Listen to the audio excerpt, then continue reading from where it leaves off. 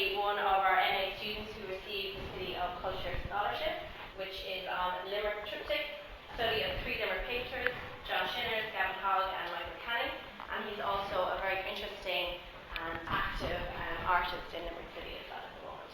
Thank you so kindly, Fiona. So the working title of this paper was Memento Mori, Remember That Even You Must Die, Daryl Dixon. Hey, right, I know my audience now. The rest of you, it's very pop culture. First off, thanks very much to all of you for coming to visit our lovely School of Art, those of you that aren't from around here. Oh yeah, good morning, I've written that a minute ago. Oh yeah, I've no facility for retaining information at all, so I'm going to be reading this by rote, and it's going to be very painful. So I'd like to thank Dr. Fahy for the invitation to write a paper for the symposium, and I'd like to recognise all the hard work that she, Dr. Stritch and Dr. Moan have put into organising this event. I'm looking forward to seeing all of your presentations as well, and I'm delighted to be in such esteemed company. I'd also like to take the time to thank my supervisor who isn't here, Dr. Kieran Cashel, for his guidance, because without him I'm absolutely lost. And what a venue to hold this symposium in. Within a square mile of this grand building, there's dozens of services dedicated to death, disease and design. If you take a walk around the locality, you'll find that within a stone's throw of us, there are 3 funeral homes, 6 florists, over a dozen churches, 5 stonemasons, 4 hospitals, and I actually tried to count the cemeteries, but you can't, there's so many. In fact, a stroll around Limerick is a constant reminder of your mortality. If you want to go to the nearest ATM outside here, you walk by 2 undertakers, you walk by 2 stonemasons, and they've got all their wares outside, all their what are they called, headstones? Yep. And that's what my presentation will be concerned with today, living with the knowledge that you will die. Surrounding yourself with objects that remind you of your eventual demise and performing actions that confront the mortal coil on a constant basis. Why would anybody choose to live in this state of morbidity? Well, the answer is very simple, and it's very kind of oddly counterintuitive. It's to make yourself a far more content person. This paper will espouse the view of an individual developing a functional and non-fatalistic view towards their own mortality, arising from principles found in Martin Heidegger's Being in Time, centered around what he described as being towards death. To this end, I'll be using elements of painting to describe how this architecture can be incorporated into a person's life. I'll be discussing the development of a model of acceptance of personal demise, detached from grief, coming from Heidegger's idea that you can't actually grieve for yourself, and it's centered around confronting death regularly, primarily through the contemplation and creation of aesthetic interactions with objects. I'll specifically look at aspects of painting which evoke notions of death, including the nature morte genre, the dead layer of portrait painting, the vanitas genre of still life, and its inclusion of the memento mori object. Finally, I'll discuss death as a motif across the history of painting and its application both in my own work and in the work of artists I've studied. But before we get to the heavy stuff, I'd like to take the opportunity to show you some of my holiday photos so you can get to know me a bit better. I do this thing that I call the Morbid Curiosity Tour, which is basically I go around and I visit pretty morbid places, and I love it. That's me. Anybody recognize the grave? That is Oscar Wilde's grave in the Père Lachaise Cemetery in Paris, which, if you like graveyards, this is like the pinnacle of graveyards. So I like to call this photo 2 Pale Paddies in Paris. This is W.B. Yeats's grave. I went up to see that in Sligo. This is the Cambridge American Cemetery, and I've been to a couple of American cemeteries. I went to the one in Berlin, I went to the one in the UK. These were all the Murphys, so that kind of appealed to me, so I just took their photo. This is Treptower Park in Berlin. Treptower Park in Berlin is host to 3 Soviet memorials which were erected after World War II, and is also a cemetery to 5,000 Soviet soldiers. It's the largest Soviet war cemetery in Germany and the largest anti-fascist memorial in Western Europe. This one's very local. This is a picture from the Holy Cross Cemetery in Charleville in County Cork. I kept driving by this, and it drove me mad, because you can see from the road, you've got the cemetery, then behind it you've got the Tír na nÓg play centre. So, for anybody who doesn't get the joke, I got a real kick out of the juxtaposition between the graves and the Tír na nÓg play centre in the background, which is named after the mythical land of the young, the supernatural realm of joy, beauty, health, and everlasting youth, where nobody ever grows old and nobody ever dies. So talk about rubbing it in. So my first thoughts on writing a paper about death were, what will I write about? I've been very lucky. Death hasn't touched me in a very long time. I took a look back through my portfolio of art and I realised that the symbolism of death occurs time and time again in my work, and I actually spend quite a bit of time thinking about it. I realised that my feelings towards death were shaped by losing all my grandparents, granaunts and granduncles very early in life. Their absences were felt all the more acutely by me because of the objects and accoutrements which they left behind them, and the spaces and homes which they once inhabited being unoccupied now. And I can probably stem my feelings towards aesthetic objects back to that period. My personal phenomenology equates people with their possessions. Any dentures will remind me of my Uncle John. A walking stick makes me think of my Auntie Hanny. Artworks are the hypostatic incarnation and phenomenological montage of their creator. They are a pulverization created from their realm of experience and sensations. Knowing that, I'll show you a couple of pictures and objects of mine. This painting is called Memento Mori Mask. This is the death mask that I made, but it's unlike other death masks, and that's actually a mask about death, as opposed to a death mask taken from a person's body after their death. This is another death mask. It's a kind of a slightly different version. This picture really divides people. A lot of people like it, a lot of people hate it. That's okay. I was brought up with 3 brothers. We spent the greatest part of our youth pretending to kill each other, or really attempting to do it. So my drawing, Playing Possum, is a homage to that period. He's actually got rubber arrows stuck out of him, the kind of ones that you have when you were small. And playing possum is, sure you all know, it's the term for kind of pretending to be dead. So that was what that was all about. This is a broken boat off the coast of Wexford. It's I think it's actually quite skeletal. I think that's what appealed to me. This one's gonna be fun. So this is a portrait of myself as a corpse. A lot of times people say to me when they meet me, "You're not what I expected at all." So yeah. So anyway, this is a portrait of myself as a dead guy. I mashed together a couple of things that I'm interested in the making of this image. There's the grisaille method of underpainting, which I'll be discussing later. The shape of a coffin in the background, which is completely overt, I wanted it to be.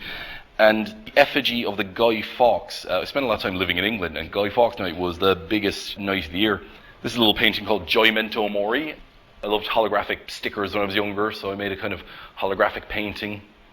So that's just a little introduction to me and some of my pastimes, but coincidentally enough, they're not just my own fascinations, they're pastimes and fascinations which seem to be common to a lot of artists. Why is this? Why do artists particularly seem to dwell on death? There's probably as many reasons as there are artists themselves. Francis Bacon said of death, "I never go through a day without thinking at some time about death. It just comes into everything that you do, into everything that you see." John Shinner said, "I'm sad in a way to see a small funeral. I often pass by and I think, I hope mine is bigger than that. What will be left after me will be something tangible." And Michael Canning said, "Death seems to follow me around." Art has many functions. Michael Canning sees it as a medium through which to transmit a message or to have a transformative experience. John Shinner's is alluding to another one of its functions, the legacy it leaves. It gives the artist a form of immortality. For me, art has the ability to help synthesize experiences in the viewer. When looking at Degas dancers, our synapses draw no distinction between them and real dancers. We kind of view them the same way. And the more we're exposed to experiences, the more familiar and less alien they become. Art can be a way to synthesize an experience in the mind of the viewer before it happens, to dull the shock or train them to cope with an abstract idea outside their realm of experience. In this room, we've got people dealing with the whole spectrum of death.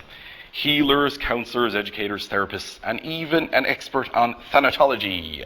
I recognise in myself as an artist and educator that my gifts are not in dealing with any events retrospectively, but in preparing people for eventualities, showing them what could happen and equipping them with robustness and unlocking their potential. My own area of expertise is not the intellectual concerns of the arts, but more in using the arts as a conduit through which to promote the emotional and spiritual development of the artist. And knowing this and following Heidegger's principle of being towards death, I'm in no position to really help anybody with grief stemming from a death. But we can apply his thoughts to art and prepare people for their own death. So to begin, there are 4 formal criteria in Heidegger's conception of being towards death. These are, it is non-relational, it's certain, it's indefinite, and it's not to be outstripped. And I'll speak about each of these in relation to some artworks. I'm going to begin with Hans Holbein the Younger's painting The Ambassadors. This painting is very iconic and noteworthy for Holbein's inclusion of a distorted skull at the feet of the figures. In symbolic terms, the skull is considered a memento mori, a physical representation of the medieval Latin theory and practice of reflecting on mortality. Thank you, Wikipedia. Irish people are very familiar with the idea of the memento mori, and the image of Christ's crucifixion is pretty ubiquitous in our society. The memento mori is a means through which to contemplate this earthly life and its transient nature. Memento mori translates as remember you must die, not remember you can die or remember you might die, but remember you must die. It's more than an eventuality, it's our duty. This leads us to Heidegger's ultimate principle, that death is not to be outstripped. There is nothing greater than death. You cannot beat death, you cannot outrun death. Death is that limit against which the individual's potentiality for being is to be measured. Death is literally our deadline.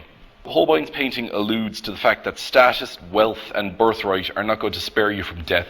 Death is the great leveler. This is Franz Hall's portrait, Young Man with a Skull, and it's going to help us kind of consider Heidegger's next principle. Although death is certain, it is indefinite, and we do not know exactly when it's going to happen. Death marks the end of life, but it doesn't necessarily have to come at the end of a long, happy, and fulfilling life. It can kind of surprise you.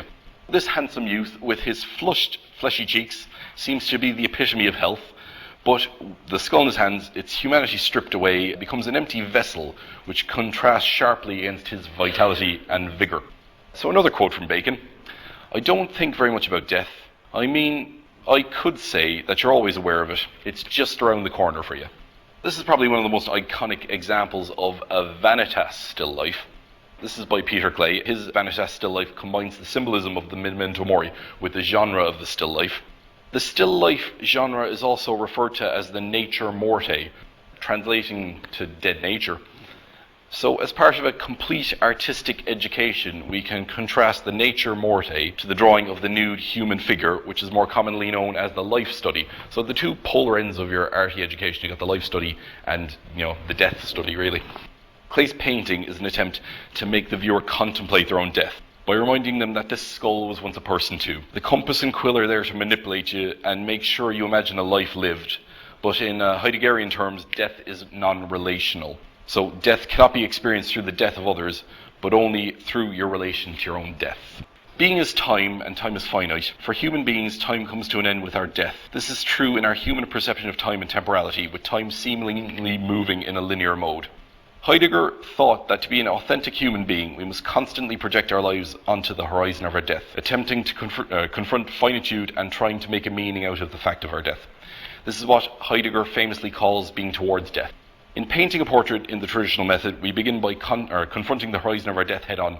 We begin with an underpainting with a corpse-like pallor, an architecture which is built on slowly, becoming more and more lifelike. This layer is known in portraiture as the dead layer. There are a few types of dead layers. The grey one's called a grisaille, so this is an example of grisaille. The greatest irony is that without a dead layer to model the form and arrange tone, the finished portrait will look dead, dull, and unrealistic. When a student begins to paint, most will intuitively try to paint alla prima or all at once. They'll try to resolve the painting in as few moves as possible, painting without a ground or tone or directly onto a white canvas. Counterintuitively, this makes for a dull, lifeless painting. Painting is an art form of balance, cools and warm colours, lights and darks, smooth and rough textures. It's even a balance of life and death. This is an example of a different type of underpainting, a different type of dead layer. It's a verdaccio, and you can see he kind of starts off looking a bit zombie-ish, and then by the end of it, you add a bit more colour. In the second one, you can't really see it well, but his lips are blue, so he looks fairly dead at that point, and then by the end, you're after resolving the portrait, and it is lifelike. This brings me to Heidegger's last principle of death, that it is certain. It is certain that we are going to die. Although one might evade or run away from the fact, no one doubts that life comes to an end in death. Art offers us a medium through which to prepare for our own death, all the while celebrating our lives, senses and bodies. And beyond that, it offers us its own kind of immortality through the legacy of the creator and the heirlooms they create. And I'm going to finish on this, another quote from Francis Bacon. If you have a very strong feeling for life, its shadow, death is with you too. I mean, it's only another turn of the coin. Thank you very much.